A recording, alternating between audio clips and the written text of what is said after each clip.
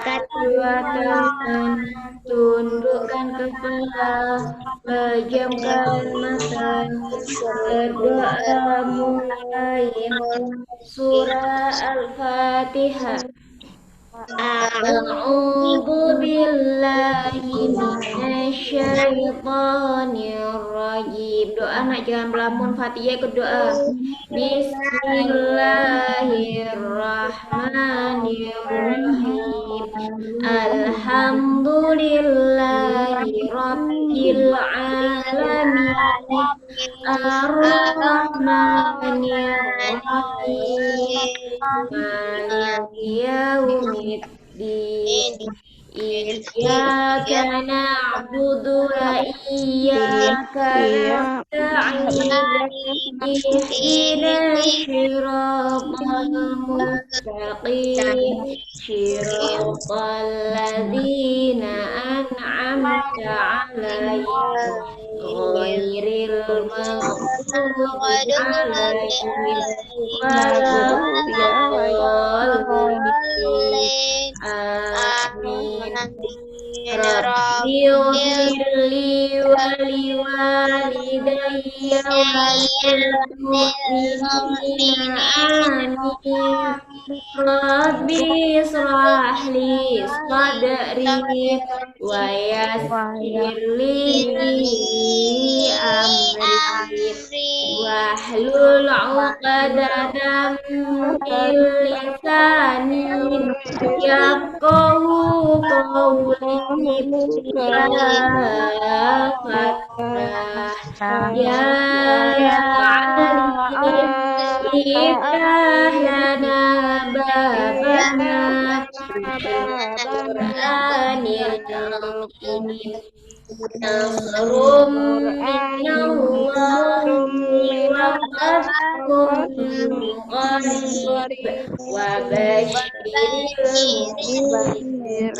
Allahumma nawwir bi kitabika basarika wa akali qalbi lisani wasrah li sadri wasta'il bihi jasadi bihaulika wa quwwatika fa innahu la haula wa la quwwata illa billah wa innahu la haula wa la quwwata illa billahil aliyyil azim. Beri salam. Assalamualaikum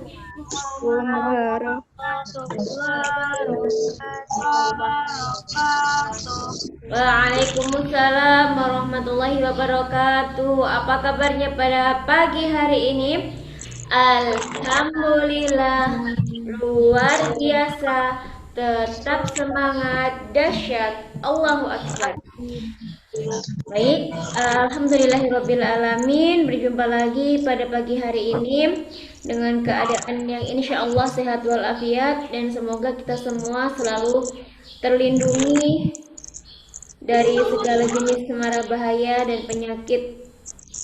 Semoga jika ada keluarganya atau saudaranya yang saat ini sedang isolasi mandiri, kita doakan semoga segera diberikan kesehatan oleh Allah dan bisa kembali beraktivitas seperti semula. Hari ini kita akan belajar tema 3, pembelajaran 3 dan 4, lanjutannya yang kemarin ya. Lanjutannya dari hari Selasa kemarin. Oke, mungkin yang tadi malam sudah belajar, ada yang sudah membaca-baca sekilas tentang pembelajaran kita hari ini. Halaman berapa, Ustazah? Pembelajaran 3 halaman 156.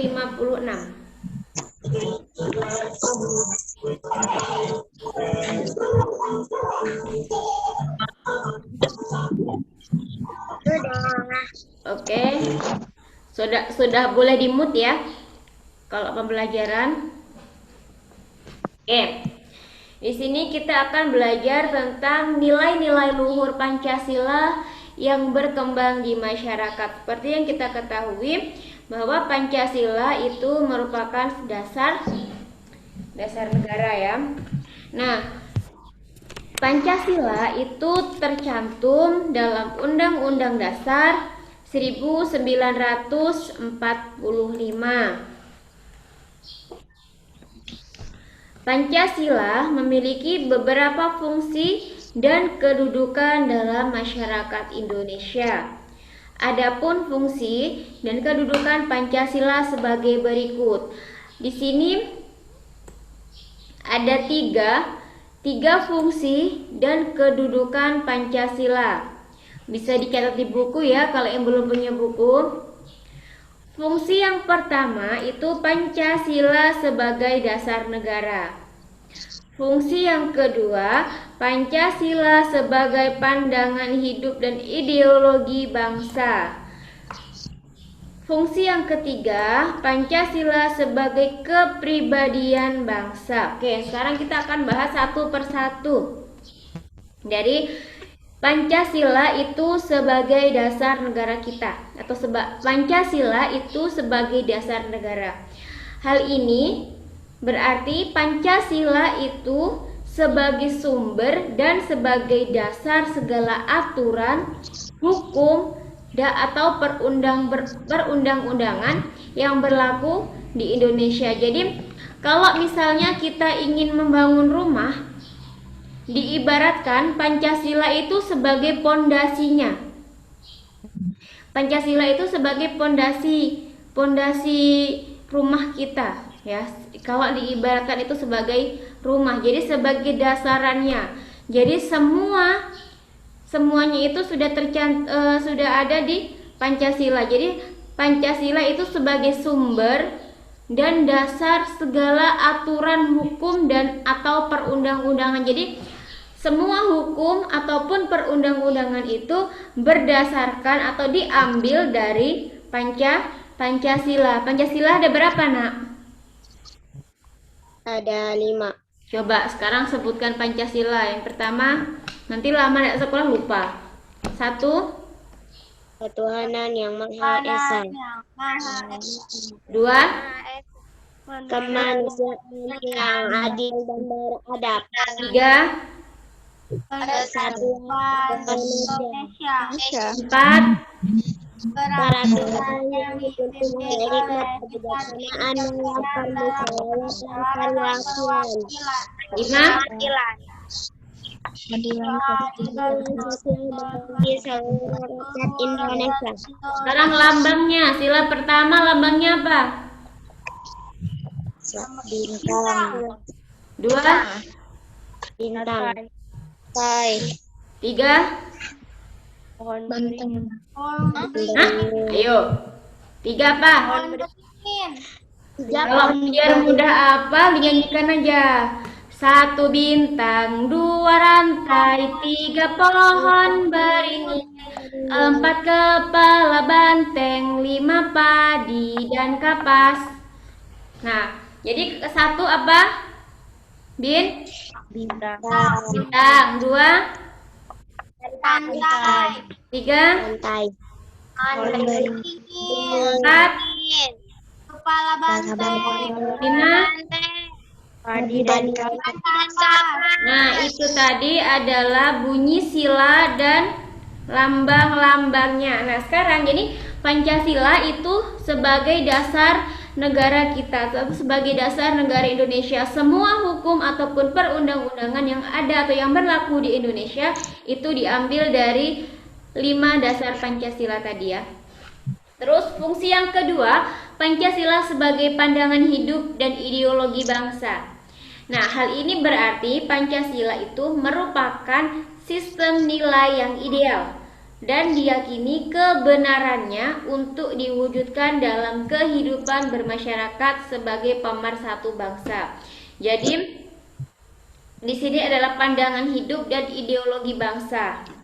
Pancasila itu merupakan sistem yang nilai yang ideal dan pasti sudah Benar, karena di dalam Pancasila itu mencakup ada agamanya, ada sosialnya, ada persatuannya, ada. Nah, itu berarti kan sudah benar ya, diyakini kebenarannya. Jadi, untuk akhirnya setelah diyakini kebenarannya itu diwujudkan dalam kehidupan masyarakat. Jadi bagaimana cara kita beribadah, terus cara kita bersosialisasi dengan antar sesama manusia, bagaimana kita bertoleransi antar agama, bagaimana kita memperlakukan tetangga, teman, semua sudah ada. Akhirnya setelah menjadi ideologi bangsa, maka dalam Pancasila itu diwujudkan dan diterapkan ya, setelah ditulis terus diterapkan dalam kehidupan sehari-hari, dan Pancasila itu juga digunakan sebagai alat untuk pemersatu bangsa. Karena melihat latar belakang Indonesia yang sangat banyak pulau, akhirnya kita harus punya pemersatu atau pengikat yang bisa menjadikan kita ini merasa senasib sepenanggungan, yaitu dengan Pancasila tadi. Terus yang ketiga, fungsi yang ketiga, Pancasila sebagai kepribadian bangsa. Hal ini berarti Pancasila memberikan corak dan ciri khas yang membedakan bangsa Indonesia dengan yang lain. Jadi pribadi kita, Pancasila itu mencerminkan bagaimana kepribadian bangsa Indonesia yang orangnya baik-baik, orangnya ramah-ramah, orangnya peduli dengan orang lain. Jadi Pancasila inilah yang bisa membedakan kita warga Indonesia itu dengan warga negara lain melalui Pancasila itu. Nah, kepribadian yang bagaimana? Kepribadian itu tercermin antara lain dalam sikap gotong royongnya atas dasar kekeluargaan yang ada di masyarakat Indonesia. Jadi orang-orang Indonesia itu terkenal dengan gotong royongnya, terkenal orangnya itu baik-baik kepada orang lain.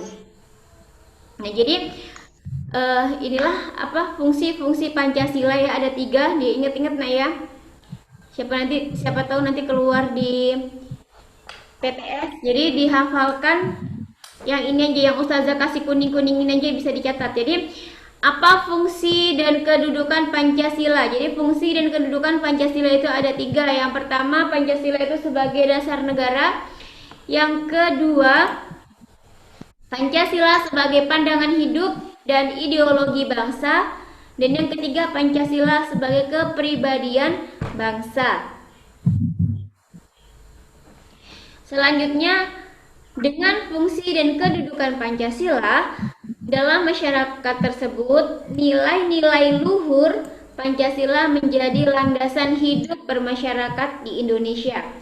Hal tersebut diperhatikan dengan keberagaman budaya khas bangsa Indonesia sebagai berikut. Nah, jadi wujud dari kita kita mengaplikasikan Pancasila dalam kehidupan sehari-hari itu ada 3, seperti gotong royong, ada musyawarah, dan ada toleransi. Nah, budaya gotong royong itu mengajarkan kita untuk saling membantu secara sukarela. Jadi membantu tanpa pamrih dan tanpa upah, tanpa melihat perbedaan suku, agama, ras maupun budaya. Jadi pada saat kita tolong menolong, Ustazah, saya hanya mau menolong yang satu suku sama saya. Nah, itu di Indonesia tidak ada. Jadi kita harus sama rata melihat golongan. Jadi tidak boleh membedakan suku, ras, budaya, agama. Jadi semuanya sama. Nah, yang kedua ada musyawarah. Budaya musyawarah mengajarkan kita untuk memecahkan suatu masalah secara bersama-sama. Jadi dibicarakan secara bersama-sama, tidak dengan cara keras kepala, ngotot sendiri. Hal ini dilakukan dengan menghargai dan menghormati perbedaan pendapat yang terjadi di dalamnya. Nah, di dalam musyawarah itu kan biasanya ada berbagai macam ide dari beberapa orang. Jadi di dalam musyawarah pun juga terjadi sikap harus saling toleransi dan harus menghargai. Pada saat temannya sedang berbicara, kita mendengarkan. Kita hargai teman kita yang sedang berbicara. Terus misalnya dalam musyawarah itu kita tidak setuju dengan apa yang disampaikan oleh teman kita atau pendapat teman kita harus menyampaikannya dengan cara yang baik dan sopan. Jangan tiba-tiba langsung dipotong. Saya tidak setuju. Nah, itu tidak bagus. Jadi harus disampaikan dengan baik, harus disampaikan dengan sopan. Bagi letak tidak setujunya nanti pada saat ada semua mengeluarkan idenya, diambil jalan tengahnya yang terbaik. Jadi pada saat mungkin dalam musyawarah pendapat kita itu tidak dipakai oleh apa yang kita musyawarahkan tadi, ya tidak boleh marah. Jadi kita harus saling menghargai dan saling menghormati, terus tidak boleh menggunakan kata-kata yang kasar. Tujuannya adalah untuk menghasilkan suatu keputusan yang bermanfaat bagi kepentingan bersama. Jadi tujuan musyawarah ini ya, tujuan musyawarah itu untuk menghasilkan suatu keputusan yang bermanfaat bagi kepentingan bersama. Jadi kalau kita bermusyawarah itu hasilnya itu dipakai untuk kepentingan bersama, bukan kepada kepentingan golongan. Yang ketiga adalah budaya toleransi. Budaya toleransi dalam masyarakat merupakan kesadaran untuk dapat hidup berdampingan secara rukun dan damai dengan mengembangkan sikap saling menghormati dan menghargai perbedaan yang ada. Yang biasanya sering terjadi ya kalau di sini itu banyaknya perbedaan suku. Nah, biasanya setiap suku itu mereka memiliki adatnya masing-masing. Jadi kita tidak boleh mencela, tidak boleh apa itu kayak gitu, kenapa harus gitu. Jadi setiap adat itu memiliki keunikan dan keistimewaannya masing-masing. Kalau berbeda adat dengan kita harus menghargai dan menghormati adat-adat dari suku-suku lain, seperti suku-suku lain. Kita tidak boleh langsung mengolok-olok. Nah, itu sikap yang seperti itu atau sikap mengolok-olok itu yang akhirnya melahirkan permusuhan. Jadi tidak boleh mengolok-olok atau menghina suku-suku yang lain, karena setiap suku itu memiliki keistimewaannya masing-masing. Kita harus saling toleransi, menghargai. Dan yang ini dari nilai-nilai luhur, ada yang ingin ditanyakan? Enggak. Coba diingat tadi Pancasila tadi memiliki fungsi ada 3 apa aja? Pancasila sebagai dasar negara. Pancasila sebagai dasar negara. 2. Pancasila sebagai pegangan hidup ideologi bangsa. Pancasila sebagai pandangan hidup dan ideologi bangsa. 3. Pancasila sebagai Pribadian bangsa. Nah, kalau diingatkan Pancasila sebagai dasar ya, Pancasila itu sebagai dasar. Terus yang kedua Pancasila sebagai pandangan hidup. Yang ketiga Pancasila itu sebagai kepribadian. Mudah mengingat ya, sebagai dasar, pandangan hidup, kepribadian. Oke, selanjutnya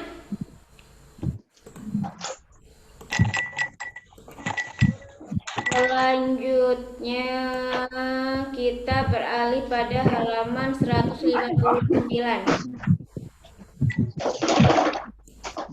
Surat resmi.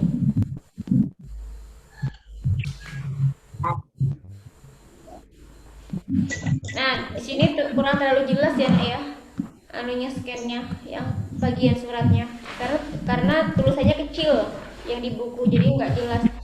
Oke, silakan dibaca di bukunya aja yang jelas. Surat resmi di sini ada 2 surat. Yang kanan itu dari Kementerian Pendidikan Nasional Universitas Pendidikan Ganesha. Dan yang kiri ada Kementerian Agama RI Kantor Kabupaten Dompu. Sekarang kita akan baca dulu yang dari kanan dulu.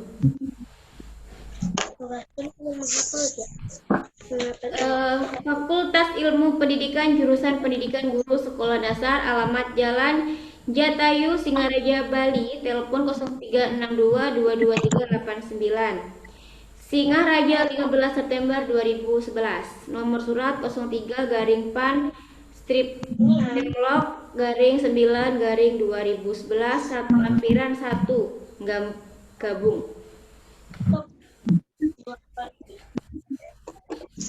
Perihal atau hal undangan membuka acara kepada yang terhormat Dekan Fakultas Ilmu Pendidikan di Singaraja. Dengan hormat, dalam rangka melaksanakan program penyempurnaan kurikulum jurusan PGSD akan diselenggarakan seminar dan loka karya. Sehubung dengan hal ini, kami panitia memohon kehadiran Bapak untuk membuka acara tersebut yang diselenggarakan pada hari atau tanggal Sabtu 17 September 2011 pukul 09.00 Wita, tempat ruang serbaguna PGSD Jalan Jatayu, Singaraja. Demikian undangan ini atas perhatian dan kerjasamanya disampaikan terima kasih. Mengetahui Ketua Jurusan PGSD Dr. Andes I Gusti Iwayan Sumatera MPD, Ketua Panitia Dr. Andes I Ketut Dibia MPD. Nah, sekarang kita lihat di surat yang bagian kiri. Kementerian Agama RI, Kantor Kabupaten Dompu. Alamat Jalan Sonokelit nomor 3 Dompu, telepon atau fax 03732104. Emailnya ada kode posnya ya. Emailnya kemenakabdompu@yahoo.com, kode pos 84211.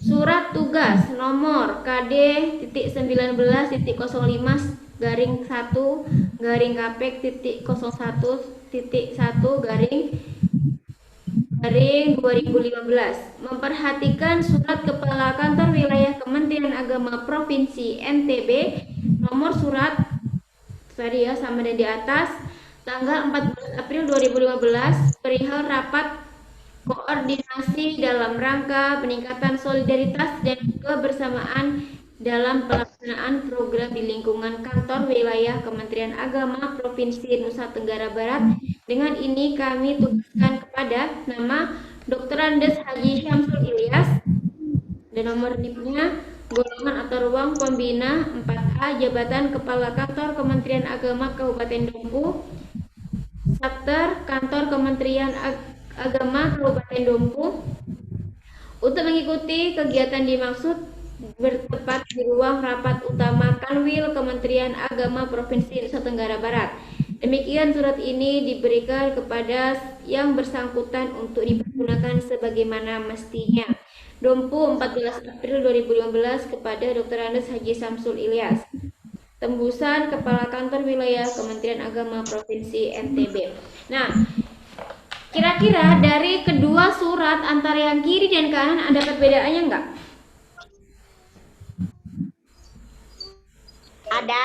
Ada. Gimana perbedaan antara surat ini yang di atas ini, keduanya ini sama-sama surat resmi ya?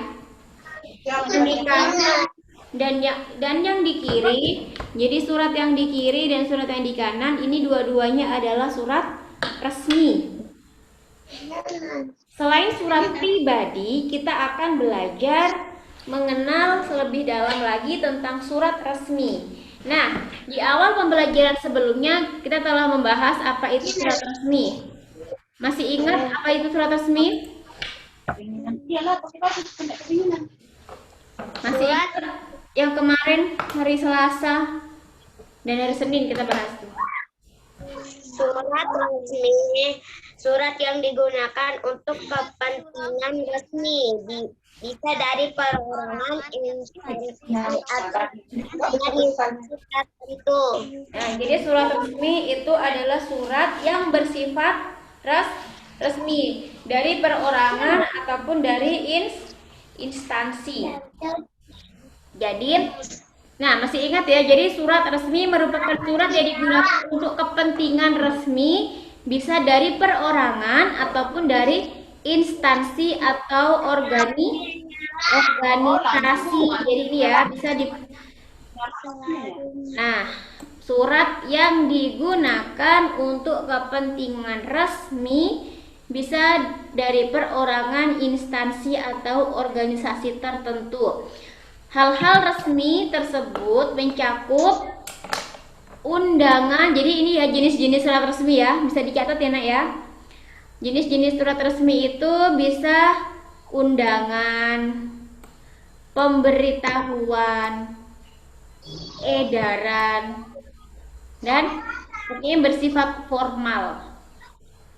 Nah, berbeda dengan surat jenis lainnya, surat resmi ini memiliki kaidah yang lebih tertata dan terstruktur dengan ketentuan-ketentuan penulisannya. Kalau surat yang kemarin surat pribadi itu tidak ada ketentuan penulisan, yang penting menggunakan bahasa yang baik dan sopan. Kalau di surat resmi ini ada tata cara penulisannya, tidak boleh sembarangan. Dalam surat resmi itu terdapat bagian-bagian surat yang harus diperhatikan. Bagian-bagian tersebut meliputi yang pertama, ada kepala atau kop surat. Bagian ini menunjukkan identitas suatu perusahaan atau instansi. Biasanya terdapat pada bagian atas surat yang berisi nama instansi atau perusahaan serta alamat lengkap termasuk kode pos dan email serta nomor telepon. Jadi di sini ya. Nah, ini namanya kop surat. Ya, yang sudah kasih warna kuning nih. Ini adalah kop suratnya atau kepala surat.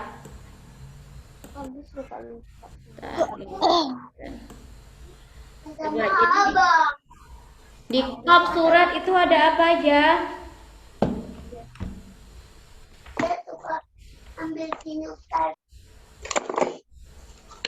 Di kepala surat itu ada identitas ya. Jadi di sini ada Kementerian Pendidikan Nasional, ada Kementerian Agama. Itu adalah identitasnya. Terus alamat lengkap. Nah, ini ada alamat lengkapnya, ada jalan Jatayu. Di sini ada yang di kiri aja jalan Sonokeling.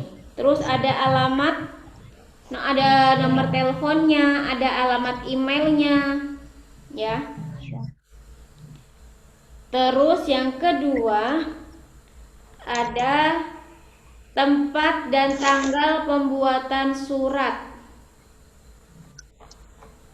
Nah, yang ini di sini ada tempat dan tanggal pembuatan surat yang di surat bagian kanan.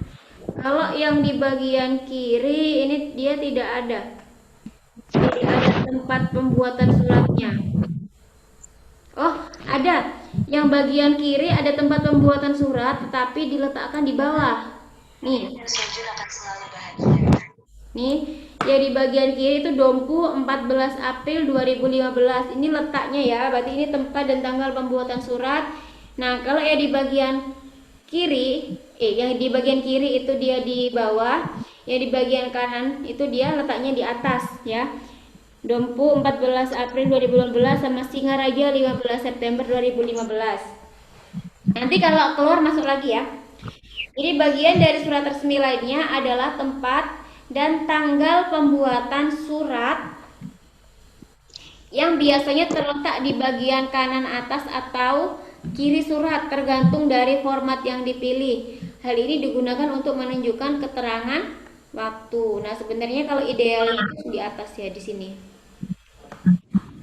Terus bagian yang ketiga memiliki nomor surat. Nah, ya semuanya dua-duanya memiliki nomor surat ya. Kalau yang di kiri ini ya, surat tugas. Nah, di bawahnya ini ada nomor surat, nomor KD 19.05. Yang di bagian kanan nomor 03 /pan strip semlok. Nah, itu adalah nomor surat. Jadi nomor surat itu memudahkan pengarsipan jika sewaktu-waktu surat kembali dibutuhkan. Jadi biasanya kalau di instansi atau di kantor-kantor itu surat yang masuk dan surat keluar itu harus memiliki nomor surat. Terus surat-surat itu tidak dibuang tapi diarsipkan, disimpan. Jadi kalau kita ada nomor suratnya itu bisa memudahkan, oh tanggal sekian berarti nomornya sekian, jadi mudah untuk mencarinya. Jadi nomor surat biasanya ditulis sesuai dengan kebijakan perusahaan atau instansinya. Jadi